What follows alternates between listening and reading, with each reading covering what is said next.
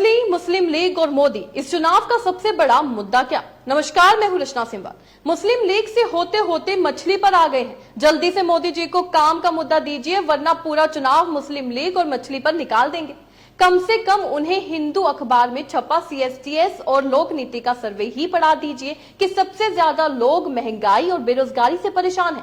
नहीं तो आस्था का अपमान और आस्था के आहत होने के मुद्दे पर ही प्रधानमंत्री पूरा चुनाव निकालने वाले हैं। तेजस्वी यादव के मछली खाने के वीडियो पर उन्होंने जो धमाकेदार बयान दिया है, उससे भी ज्यादा धमाकेदार बयान तो उन्होंने नागपुर में दिया। प्रधानमंत्री मोदी ने कहा कि 10 साल में जो काम किया है मैंने, वो तो एपेटाइजर है, थाली आनी बाकी है। एपेटाइजर वही जो बारात आने से पहले नाश्ता चलता है। आपने तो देखा ही होगा कि होटल में और शादी ब्याह में किस तरीके से मेन कोर्स बाद में आता है, उससे पहले एपेटाइजर दिया जाता है और बारात आने के बाद मेन कोर्स दिया जाता है। अब किसी बारात में आपको एपेटाइजर देकर अगर ये कहा जाए कि मेन कोर्स 10 साल बाद दिया जाएगा, तो आप क्या करेंगे? आप वहां क्या दोबारा जाएंगे? नहीं जाएंगे ना। प्रधानमंत्री को रूपक चाहिए, मुहावरा चाहिए, स्लोगन चाहिए, कुछ ना कुछ तुकबंदी चाहिए, कुछ चाहिए ऐसा जो नारा बन जाए। इसके चक्कर में वह अपने को एपेटाइजर बताने लगे।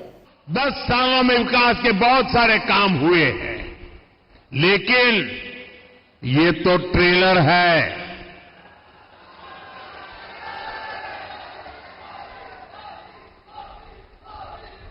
आजकल बड़ी बड़ी होटल में कोई खाना खाने जाता है ना, तो शुरू में थाली आने से पहले एपेटाइजर आता है। बड़ी चटाकेदार वानगियां आती हैं। कभी कभी लगता है यार इसी से तो पेट भर गया, लेकिन आपको मालूम है वो एपेटाइजर होता है, थाली आनी बाकी है। ये 10 साल में मैंने जो काम किया है ना, वो तो एपेटाइजर है, अभी तो थाली आनी बाकी है। आने वाले 5 साल में हमें देश को, महाराष्ट्र को बहुत आगे ले जाना है,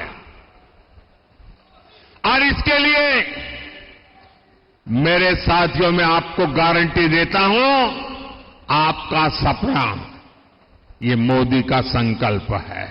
अब इसी बात पर लालू यादव ने कह दिया कि एपेटाइजर लाते लाते 10 साल लगा दिए, मेन कोर्स लाते लाते तो 100 साल लग जाएंगे, बंदा इंतजार करते करते मर जाएगा। लालू यादव आगे लिखते हैं कि जब इनके एपेटाइजर में ही गरीबी, महंगाई और बेरोजगारी रिकॉर्ड स्तर पर है, तो थाली में क्या होगा? आपके हाथ में थाली नहीं बल्कि कटोरा होगा। इसलिए वोट की चोट दीजिए और नौकरी देने वाली सरकार चुनिए। प्रधानमंत्री मोदी को लगता है अपने 10 साल के कार्यकाल के लिए शब्द ही नहीं मिल रहे हैं। कभी ट्रेलर बताते हैं तो कभी एपेटाइजर बताते हैं। 10 साल में उनकी राजनीति को खुद उनको यही नहीं पता कि 10 साल में उन्होंने क्या ऐसा काम किया जो वो जनता के बीच में जाकर बोल सके।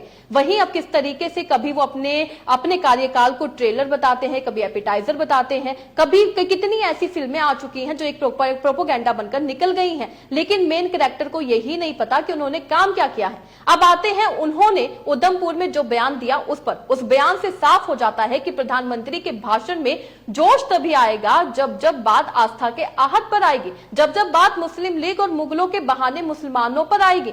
वे क्या बोल रहे हैं पता नहीं। सावन के महीने में किसने किसके घर मटन बनाया, इनका 2024 के चुनावों से आखिर क्या लेना देना है? क्या प्रधानमंत्री सारा चुनाव इसी टाइप के मुद्दों पर काट देंगे? इतने जोश, और वो लोकनीति CSTS का जो सर्वे बता रहा है कि 10,000 लोगों से मुद्दे के बारे में जब पूछा गया, उनमें से 60% लोगों ने कहा कि नौकरी पाना सबसे मुश्किल हो गया है। उस पर वो क्यों नहीं भावुक होते? बेरोजगारी इतनी बढ़ गई है कि गांव और शहरों की बात की जाए तो सारे भेदभाव मिट गए हैं। दूसरा, महंगाई ही इतनी बड़ी हो गई है कि अब लोगों के लिए घर चलाना मुश्किल हो गया। सर्वे के अनुसार 71% लोगों ने बताया है कि पिछले 5 साल में महंगाई काफी बढ़ गई है। आप देखिए, आपकी थाली महंगी हो गई। प्रधानमंत्री इस पर बात नहीं करते। क्रिसल का रिसर्च है कि 1 हफ्ते पहले ही ये रिसर्च आया है, अखबारों में भी छिपा है। पिछले साल के मुताबिक शाकाहारी थाली 7% महंगी हो गई और वही मांसाहारी थाली 7% सस्ती हो गई। प्याज 40%, टमाटर 36% और आलू 22% महंगा हो गया। इससे किसी की आस्था आहत नहीं हुई। कई साल तक आप पेट्रोल 90 रुपए से अधिक और कई बार तो 100 रुपए से अधिक भरते रहे, उसके बारे में बात नहीं करते हैं। मगर प्रधानमंत्री खाने पीने की कुछ और बात छेड़ देते हैं। जिस दिन हिंदू अखबार में यह सर्वे छपा, उसके अगले दिन इस देश में बहस क्या हो रही है। कब आपने मीट खाया, कब आपने मछली खाई। देश में बेरोजगारी बढ़ रही है, लेकिन यहाँ मोदी जी मुगल, मुसलमान और खाने पर बात कर रहे हैं। प्रधानमंत्री के भाषण में चालाकी भी देखिए। उन्हें पता है कि ऐसी बातों को लेकर आलोचना होगी, इसलिए वह अपने भाषण में शर्तें भी लागू कर देते हैं और बता देते हैं कि लोगों की क्या प्रतिक्रिया होगी। मैं जानता हूं, मैं जब आज ये बोल रहा हूं, उसके बाद ये लोग पूरा गोला बारूद लेकर गालियों की बौछार मुझ पर चलाएंगे, मेरे पीछे पड़ जाएंगे। लेकिन जब बात बर्दाश्त से बाहर हो जाती है तो लोकतंत्र में मेरा दायित्व बनता है, मैं देश को सही चीजों का सही पहलू बताऊं और वो मेरा कर्तव्य पूरा कर रहा हूं। ये लोग ऐसा जानबूझकर इसलिए करते हैं ताकि इस देश की मान्यताओं पर हमला हो। ये इसलिए होता है ताकि एक बड़ा वर्ग इनके वीडियो कर देखकर चिढ़ता रहे, असहज होता रहे। समस्या इस अंदाज से है, तुष्टीकरण से आगे बढ़कर ये इनकी मुगलिया सोच है। लेकिन ये लोग नहीं जानते, जनता जब जवाब देती है तो बड़े बड़े शाही खानदार के युवराजों को बेदखल होना पड़ता है। राजा रजवाड़े के बच्चे बीजेपी में भी टिकट लेकर चुनाव लड़ रहे हैं, मगर राहुल गांधी के लिए प्रधानमंत्री युवराज जैसे शब्दों का इस्तेमाल करते ही रहते हैं। बीजेपी में कांग्रेस के कई युवराज जाकर बस गए हैं। प्रधानमंत्री ने मीट मछली खाने को ही मुगलिया सोच से जोड़ दिया है। क्या मुगलों के आने से पहले लोग ये सब नहीं खाते थे?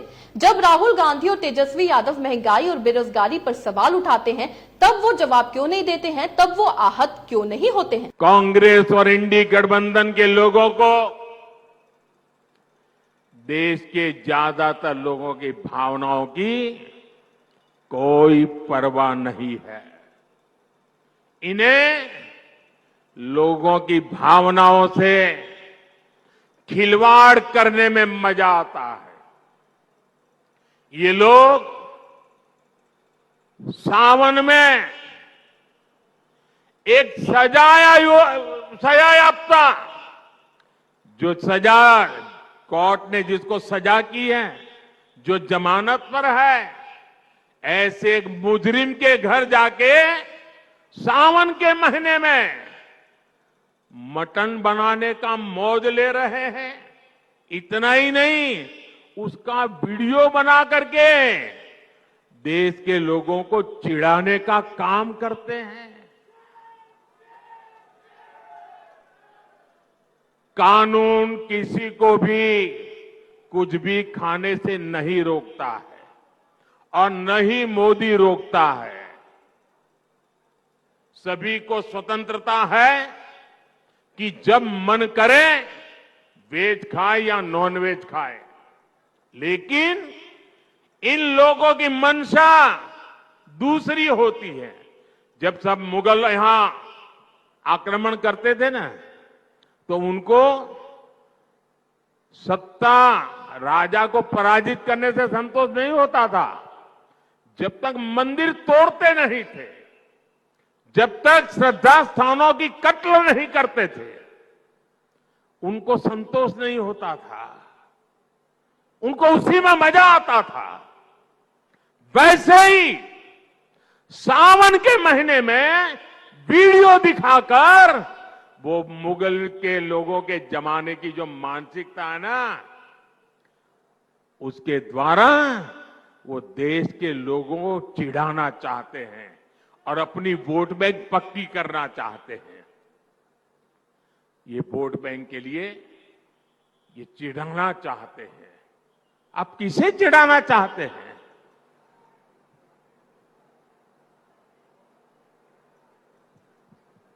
नवरात्र के दिनों में अपना नॉनवेज खाना, आप किस मंशा से वीडियो दिखा दिखा करके लोगों की भावनाओं को चोट पहुंचा करके किसको खुश करने का खेल कर रहे हो? भारत की राजनीति आखिर शिक्षा को लेकर कब बात करेगी? क्या ये चुनाव भी इसी तरह की हवाबाजी में निकल जाएगा? कब तक आस्थाएं आहत होती रहेंगी? सब्जी महंगी हो गई, मछली महंगी हो गई, इससे आस्था आहत नहीं होती है। एक ही तरीका है, जो फॉर्मूला है उसी को आजमाया जाए। 2024 के चुनाव को आस्था के सवाल पर लाया जाए, धर्म के सवाल पर लाया जाए। प्रधानमंत्री मोदी मुसलमान, मुस्लिम लीग, मांस, मछली, त्योहार, रामनवमी, राम के बिना एक भाषण भी पूरा नहीं कर सकते, क्योंकि तब उन्हें अपने भाषण में जोश भरने के लिए बताना होगा कि हमने इस जिले के इतने युवाओं को नौकरी दी, इस जिले के इतने युवाओं का जीवन बदला, और इस पर वो बात करेंगे ही नहीं। तो आप देख सकते हैं किस तरीके से यहाँ पर एक प्रोपोगेंडा चलाया जा रहा है। किस तरीके से मोदी जी की बात की जाए तो उन्होंने सोच लिया है कि उन्होंने किस मुद्दे पर ये चुनाव लड़ना है, लेकिन अब बारी आपकी है, आपको देखना है कि आपको किसे जिताना है। इस खबर से आप क्या समझते हैं, अपने राय कमेंट में लिखकर जरूर बताइएगा। इसी तरीके से देश और दुनिया से जुड़ी हर छोटी सी बड़ी अपडेट के लिए FB यानी फ्रंटलाइन ब्रेकिंग न्यूज के साथ बने रहिएगा। धन्यवाद।